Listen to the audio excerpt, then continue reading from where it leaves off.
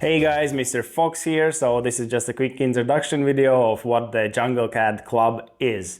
It's about people who want to learn how to design their own parts using a CAD software and using a 3D printer to manufacture those parts. For example, here we have an idea of a mudguard for my skates. So I designed this in like 30 minutes and used the CAD software to make a 3D model and then just 3D printed it. And here's the end result. A useful functional part. And this is just one example. I have many more. For example, here we have a GoPro floating stick. It actually floats. I 3D printed it in under an hour. So just a quick example how you can use CAD software and create your own parts and use it in real life.